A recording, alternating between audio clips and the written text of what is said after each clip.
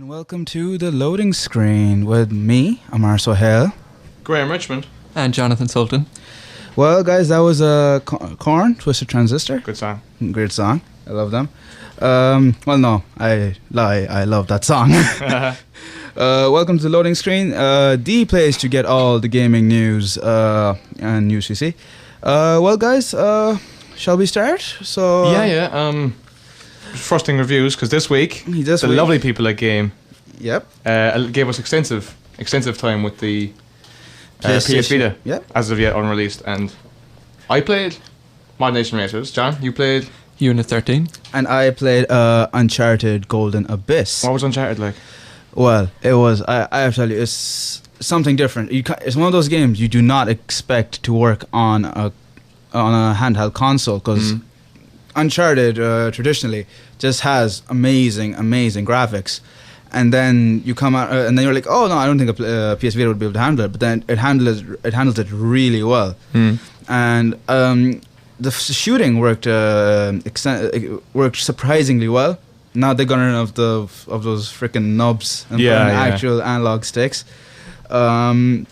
Another thing I enjoyed, another thing I enjoyed about the game was that the touchscreen controls worked really well. Did you think that they were a bit tedious, as in they kind of had used them for the sake of using them? Yeah, that's the one thing. Like in traversal, instead, like people who play Uncharted or most, platform games, like basically you point in a direction and you jump.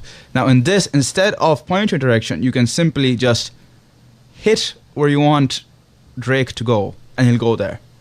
That sort of takes away the point of platforming, doesn't it? You don't have to do it, though. You don't have to do it, but I think it's just... Yeah, but he's right. I mean, platforming is all about getting there, being the challenge. If you just touch it, it's not really doing anything. I suppose, but like you always know you're going to do it anyway. Like you're not going to fail pretty much like any time. Crash Bandicoot 1, Second Island. Well, yeah, but it's not Crash Bandicoot. Yeah, it's Uncharted 3. Believe it or not. Believe it or not, Uncharted 3, right? Uncharted 3, the platform basically was point and jump, and it's next to impossible to miss. Where you're going. Uncharted has never really been challenging platforming. It's just necessary platforming. Sometime you're swinging on a vine or something, you have to time it right. But most of the time, like, you're going to get there, because Drake has like the most upper body strength of any person ever. No, it's Altair, it's Altair, yeah. Fall 500 feet and you die. Or fall 500 feet and grab onto the window ledge with your awesome hand and you're fine. No, but I've always enjoyed platforming Uncharted, even though it's not that difficult. Yeah, it's just fun. But this, I was sort of like, does it really need it? Does it? But then the other thing they had for the touchscreen, which they used for it, was the melee attacks. Yeah. If you, for example, if you're going to fist fight with someone, to finish it off, it'd show an arrow. Like slide up from down or left or right, and if you have to do it in the time given. That's for counterattacks, isn't it? That's for counterattacks and for finishing moves. Wait, so like hand-to-hand combat, some of it is actually you touching the screen, moving his fists, as it were. Yeah, well, but and there's no option to just not do that. You have to do it. That kind of thing. That's pretty cool. Yeah. Apparently there are other bits as well. I know you didn't get to do this in your demo, but you can find pieces of maps and stuff, and then it's kind of like a jigsaw you're using to put the map together and stuff like that. So you can stuff like that's kind of cool. I actually like puzzles in games. Yeah, a lot of people don't. And with the touchscreen, it would be nice as well. And what about that back touchpad? That came in very handy. Like it added to the experience, because there was one great bit is that I had to climb a rope. And you mentioned that. Yeah. Instead of actually pressing moving the left analog stick up, I had to move my hands left hand down and right hand up on the back of the PS on the back of the PS Vita, and he sort of climbed. So you're sort of mimicking the actions he would make. Did that feel ergonomic, or was it a bit tedious? No, like I think it felt good. I don't particularly, I don't think it's one of those things that they just put in there for the sake of putting in there. I think it's one of those things that actually works well. Yeah. Okay. Cool. It sounds neat. It does. So Graham. Yeah, I played Mod Nation Racers on the Vita. Now I've played the PS3 version and I've played the Vita version. And the point you were making, Johnny, was that the PS Vita is so good as a handheld, you can compare it to actual consoles. Yeah, which is a compliment in itself to the Vita. Oh yeah. It's so powerful, it's so amazing. And both these games, Mod Nation on PS3, Mod Nation on Vita, I love them. They're class. They are, as we said last week, Little Big Planet for racing. Now I remember using the creator for tracks on the PS3. I thought I had great fun with it. I went on to the PS Vita, and it uses touchscreen, and it uses a touchpad at the back. And I initially couldn't get it to do what I wanted to do, but to be honest, once you get the hang of it, it actually moves a lot faster. It seems like it would be way easier. You just draw it with your fingers. To be honest, I didn't take to it too well initially. I was having trouble with it, but once you master it, it's a lot faster and more efficient than just using analog sticks and stuff like that. So that's why it was pretty cool. The same goes for the actual mods themselves and the carts. Mm-hmm. As for the racing, there's virtually no difference. It's a superb game. One thing I want to ask you guys: what do you guys think of the way that Vita feels in your hands? It's class. It doesn't. Isn't it just? I hated the PSP. Surprisingly well. I really hated the PSP. It just felt like a square in your hand. They only had one stick. It wasn't even a stick. It was a nub. It was a nub. Yeah. This is nicely curved. It sits into your hands. The back touch screen is very accessible, and the two analog sticks are just so ergonomic. I think it's brilliant. Yeah, and like huge improvement. It feels like a high tech piece of kit when you you touch it. It's like, wow, it's all fancy. And there's no big UMD you have to slide in the back now. You can just store all the games on a memory card. What do you guys think? Do you think that's a good idea that you don't actually have a physical game? Very, very good idea. Well, you can get a little kind of a separate little sticky type thing. Yeah, a thing. Well done, John. It's like a little cartridge to put in there. Yeah. But then you can download games onto your even tinier memory card. The memory cards are absolutely minuscule. They're smaller than a thumbnail, like. Yeah, they're ridiculously small. But I remember, like, back in the day, there was always one kid in school who had a Game Boy game that in itself had 100 games on it. I loved them. All those games were crap, but it was so cool. Yeah, I know. Yeah. But like, it's the same thinking. I mean, those things sold for a reason, even though they were legal. Like, they were made and sold for a reason because it is efficient. Wouldn't you rather have all your games just there, so you can grab your Xbox, sit back, and maybe play any game you want to because it's just there on your hard drive? Yeah, exactly. But but for me, like, I always find the thrill of buying a new game, the physical sort of. Like, you know, when you open it up, you get the nice smell. It's actually new game smell. New game smell. I love the new manual smell as well. New game manual smell. It's interesting you say that because when I was buying Kingdoms of Amalur on Friday, I was heading into town and I was actually kind of excited, and I realised I hadn't had that feeling in a while because I've been buying a load of games off Steam on the PC. So you just click it and you download it and it's there. But when I was heading in, there was a bit of anticipation, and then when I got it, I was like, I want to play it now. Yeah. In the bus ride home, when you're sitting down and you've got the casing and you're looking at the back and then you open it, you read the manual. It has no manual. It has no manual. A lot of games don't anymore. It was really annoying because it's like, I want to read about stuff I'm going to be doing in 10 minutes. Yeah, I know. So anyways, let's move on. Johnny, you played Unit 13 on the PlayStation Vita. Yeah, that's brought to us by Zipper Interactive, who make the SOCOM games and who in 2010, I think, brought us MAG. But MAG was an Unreal game anyway. That was for PS3. MAG was Unreal. Yeah, 260 odd people online, flawlessly. That's amazing. But this game, third-person shooter set in present day, it looks like, or near future. I'm not really sure. Controls. Again, I was falling into the trap of like comparing it to stuff I played on my PS3. Because the PSV is so good. Yeah, and I was kind of like, oh, well, that kind of feels better on a PS3, but then I'm like, but I'm playing this. You can't have a PS3 in your hand. Yeah, I know, and I mean, it seems like a really, like, just well-made game, cool, good shooting. It uses the touchscreen in a kind of a good way, because the bottom right hand of the screen is where it shows your ammo, and you tap that to reload.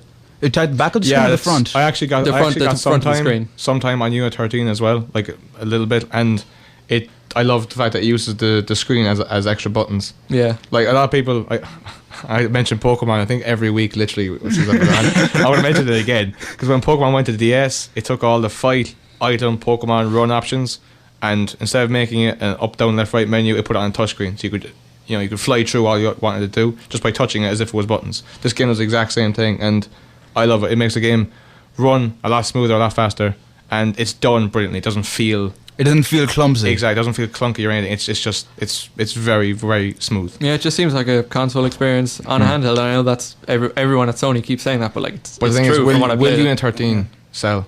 I have no idea. I only got a short time with it, so I don't really know. Like, I only played. But would you buy it? Would you buy it? If I was getting a Vita, I probably would. Now, here's the thing. Here's the big question, right? Do you think you would get a Vita over a 3DS? I definitely would. There's way more games for the Vita, and the Vita's not even out yet. You see, way more good games, I should say. I'd have to say 3DS. Because you want Pokemon 3D. Okay, obviously I want Pokemon 3D. Oh, and I recently learned that Pokemon Black and White, although made with the DS, have 3D capabilities if you plug them into 3DS. Really? What kind? No, this isn't. I haven't read this online or anything. This is word of mouth. I've been told this by a trusted source, buddy of mine. But yeah, I mean that would be class because the graphics themselves in that game are pretty cool. And if that was 3D, oh my god. Anyways, also Tekken for 3DS. So yeah, for me, I go 3DS purely because of loyalty to Pokemon and also Tekken. The software lineup is what gets you. Yeah. But if you talk purely hardware, would you get the three? Like, let's say we have the same software on both consoles. You mean which console do I prefer? Yeah.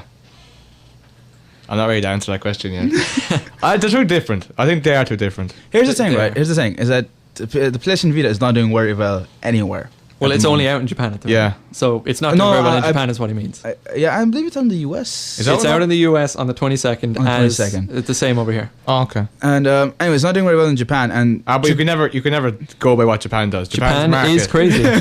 we've been over this. We've been over this before on the show, John. Yeah, Japan's market is.